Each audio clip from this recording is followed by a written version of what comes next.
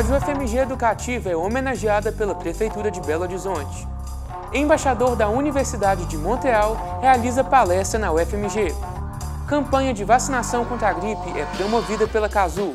E ainda nesta edição, o Fica a Dica sobre a ditadura militar. É agora no Circuito UFMG.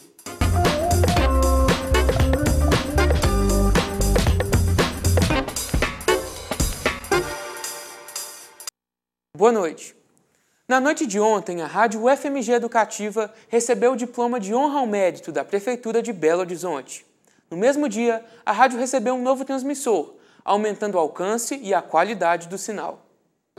A homenagem aconteceu ontem na Câmara Municipal de Belo Horizonte. Na cerimônia, a Rádio UFMG Educativa recebeu o diploma de honra ao mérito, por iniciativa do vereador Arnaldo Godoy.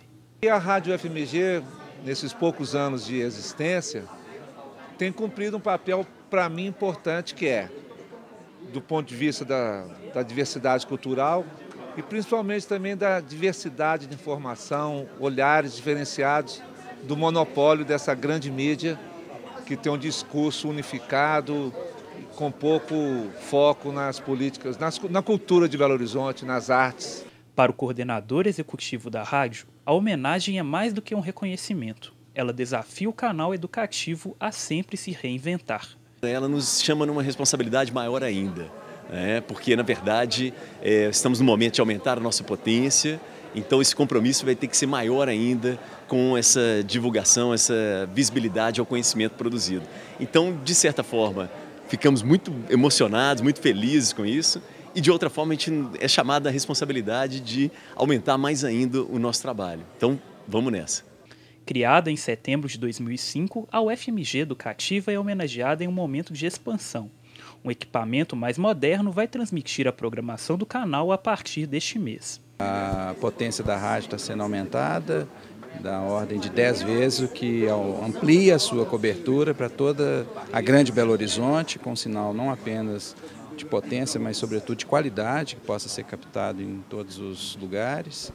E aumenta a nossa responsabilidade de levar os nossos programas, que são diversos. Junto à maior visibilidade, caminhos para o futuro da rádio já estão sendo apontados.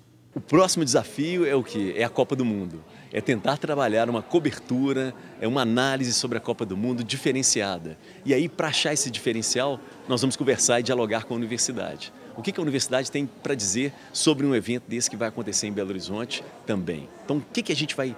Como nós vamos cobrir, como que nós vamos trabalhar isso, o evento, o esporte, o futebol que nos diz o jeito do brasileiro ser, mas também as manifestações, não vamos ter Copa. O que esses jovens estão querendo dizer com isso? A Caixa de Assistência à Saúde da UFMG, a CASU, realiza a 13ª campanha de vacinação contra a gripe e a pneumonia. No campus Pampulha, a vacinação vai terminar neste sábado. Crianças acima de 6 meses recebem vacina contra a gripe e adultos acima de 55 anos recebem a vacina contra a pneumonia, desde que associados à CASU, e eles recebem gratuitamente aqui no campus Pampulha. E quem conversa com a gente é a coordenadora de programas preventivos da CASU, a Lilian Garcia. Então, Lilian, o que os associados têm que fazer para poder receber essa vacina?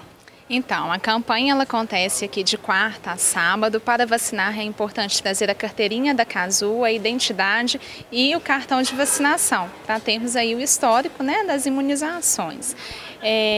Além do gesto vacinal contra a gripe e pneumonia, nós temos diversos estandes com ações preventivas, aferição da pressão arterial, cálculo do índice de massa corpórea, orientações de saúde, acuidade visual, massagem relaxante, e no sábado nós vamos ter um sábado de lazer voltado para toda a família também. Brinquedos, teatro, prevenir divertindo. E o horário dessa vacinação, que horas que acontece? Ela acontece de 9 às 16. Quem não é associado pode receber? Pode vacinar, atende os mesmos critérios das vacinas, É importante de gripe não ter alergia a ovo, não ter vacinado nos últimos 15 dias, não ter apresentado quadro febril nas últimas 24 horas, e gestantes nós vacinamos com indicação médica também. E para quem vai vacinar particular é R$ 60 a de gripe e R$ 70 a de pneumonia. De quando em quando essas vacinas devem ser tomadas? A de gripe anualmente, antes do inverno, e a de pneumonia toma-se uma dose e um reforço após 5 anos. Okay, muito obrigada pelas informações e lembrando que a campanha segue até o dia 5 de abril. Isabela Melano para o Circuito FMG. A semana no qual o golpe militar completa 50 anos, o Fica a Dica é dedicado ao tema.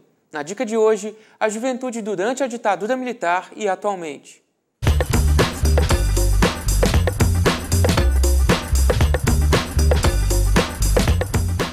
Em relação à juventude, nós temos características muito diferentes. Em primeiro lugar, nós temos variáveis estruturais. Os jovens eram, naquele momento, uma parcela muito significativa da população. Com a inversão da pirâmide que existe hoje no Brasil, o percentual de jovens na população caiu bastante. Portanto, naquele momento da ditadura, as demandas e as lutas feitas pela juventude eram muito mais significativas, tendo em vista que eles se organizavam em número maior. Hoje a juventude é percentualmente menos importante, porque a população brasileira ela envelheceu, ela está mais madura. As pautas e as agendas também eram diferentes. Na ditadura nós tínhamos uma juventude que era, de um lado, lutando contra a ditadura e por uma bandeira mais democrática, mesmo que alguns desses estivessem associados a grupos clandestinos que não podiam se manifestar. A juventude de hoje tem espaços para manifestação, tem liberdade de expressão, mas tem uma agenda de reivindicações que é muito mais difusa, porque não existe um inimigo contra o qual lutar. Em terceiro lugar, a juventude da ditadura optava por estratégias violentas porque não podia se expressar. A juventude atual, uma parcela dela, opta por estratégias de uso de violência, mas tem espaço para se manifestar. Eu acho que são, portanto, contextos políticos e econômicos que produziram juventudes também diferenciadas em termos de estratégia e de agendas. Amanhã, dicas sobre a mídia antes e depois da ditadura. Não perca! Neste domingo, às 7h30 da noite, vai ao ar mais um Câmera Aberta inédito aqui, na TV UFMG. Os destaques da próxima edição você confere agora. Boa noite, Daniel. Boa noite para você que está acompanhando o Circuito UFMG. No Câmera Aberta, vamos conhecer as obras e a trajetória de Cândido Portinari. Vamos para Tiradentes para mostrar um festival de fotografia e conhecer a história de mulheres que enfrentam todos os dias o desafio de fazer ciência. Você não pode perder. O embaixador da Universidade de Montreal realizou palestra na UFMG. O Canadá é hoje o país com maior demanda para estudantes brasileiros. O país recebe em torno de 180 mil alunos anualmente. Desses, 20 mil são do Brasil. E os cursos procurados são de língua estrangeira, graduação, mestrado e doutorado. Os países não terminam nas fronteiras. Hoje o mundo é global. Então, se você não começar a trocar em mão dupla, não vai funcionar, porque não existe uma única. Então, nós recebemos estudantes lá, brasileiros, mas também enviamos estudantes para cá, temos trocas de professores, temos conversa a nível acadêmico e comercial, e todos saem ganhando com essa via de mão dupla. A Universidade de Montreal, que está entre as 100 melhores do mundo, é uma das instituições que procura a internacionalização. Desde 2013, existe um projeto voltado para o público brasileiro. O intuito é ampliar a troca de conhecimento entre os países. A Universidade de Montreal, e eu acho que várias universidades no mundo, mas especificamente a Universidade de Montreal, tem uma experiência muito rica com os brasileiros. Os brasileiros que vão para lá são muito dedicados, são muito estudiosos, são produtivos, se integram bem e eles mesmos, a gente notou um crescimento, né, do público brasileiro lá, do qual eu faço parte. Eu mesmo fui para lá para poder estudar. E a universidade, isso chamou a atenção do setor de recrutamento, de admissão, do Departamento de Relações Internacionais. E os brasileiros estão muito buscando o mundo hoje. Então a gente quis fazer a nossa parte da construção da ponte e chamar, né, o Brasil, as universidades, para construir a outra parte. O crescimento do interesse é imenso hoje dos brasileiros pelas universidades canadenses, sobretudo a Universidade de Montreal, que é a maior universidade do Quebec. Tráfico de pessoas. Durante eventos como a Copa do Mundo e as Olimpíadas, aumentam os casos de exploração sexual, trabalho escravo e de comércio de órgãos. Com o Brasil na mira internacional nos próximos anos, os cuidados devem ser redobrados. Invisível que não respeita fronteiras. Matheus Miller, com alguns amigos, confiando em conseguir trabalho nos Estados Unidos, procuraram por um agente que os levariam até o país. No meio do caminho, perceberam que foram vítimas de um golpe e que o sonho de chegar ao destino final ficaria para depois. Foi todo mundo para Bahamas, né? Chegou lá, o pessoal dele encontrou com a gente e combinou um preço, né?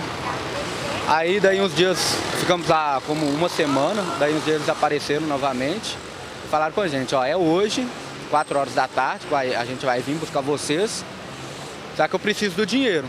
Eu preciso do dinheiro para a gente poder pagar o pessoal que vai atravessar vocês.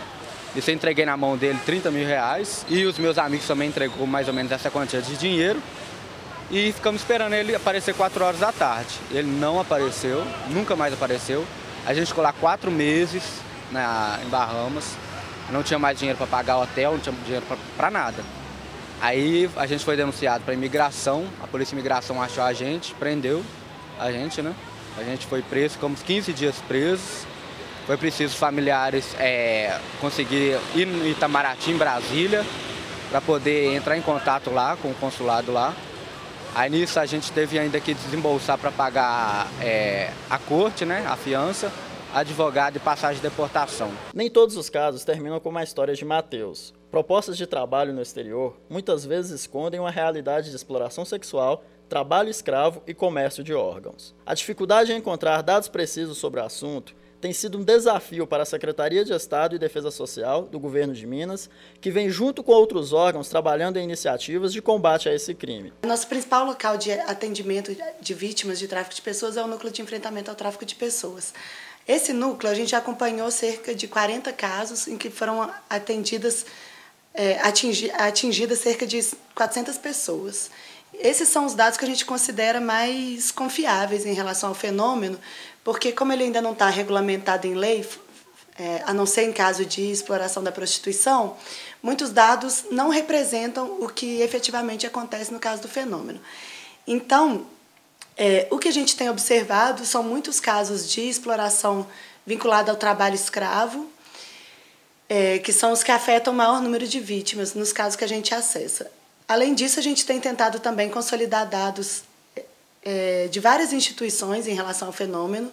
Isso tem sido feito principalmente por meio do Comitê Interinstitucional de Enfrentamento ao Tráfico de Pessoas, que atua de forma paralela ao programa, né? Não é vinculada a ele, mas são 23 instituições que compõem, incluindo polícia, alguns tribunais, enfim, são algumas secretarias, e a gente está tentando sistematizar os dados de todas essas entidades. A gente vai construir um banco de dados coletivo. Com a realização da Copa do Mundo em Belo Horizonte, existe a preocupação com o aumento do tráfico de pessoas no estado. Na Copa da Alemanha, em 2006, houve o registro de 40 mil pessoas vítimas desse crime. Em 2010, na África do Sul, foram 150 mil vítimas. De acordo com o relatório da ONU, o Brasil ocupa o 6º lugar no ranking de países com maior ocorrência do tráfico de pessoas. O presidente da Comissão de Segurança Pública da Assembleia Legislativa ressalta a fragilidade do Estado e das nossas fronteiras. Nós temos fronteiras muito vulneráveis, as pessoas entram com muita facilidade no Brasil, saem com muita facilidade do Brasil por nossas fronteiras. Nós temos 11 mil quilômetros de fronteiras totalmente abandonadas pelo governo federal. De acordo com a Polícia Federal, a vulnerabilidade e a falta de informação das vítimas são os maiores desafios para o poder público identificar esse tipo de crime. Esse tipo de crime é um crime invisível, não é como droga que a gente passa e vê. São pessoas e que realmente, para caracterizar, precisa da notícia do crime. O que nós podemos perceber de início é que a ocorrência maior de questão de trabalho escravo no Estado, né? Exploração de trabalhadores vindo de outros estados, até de tráfico interno de pessoas para trabalhar em municípios do Estado de Minas Gerais. O Circuito FMG termina agora. Boa noite e, na sequência, assista ao programa Movimento.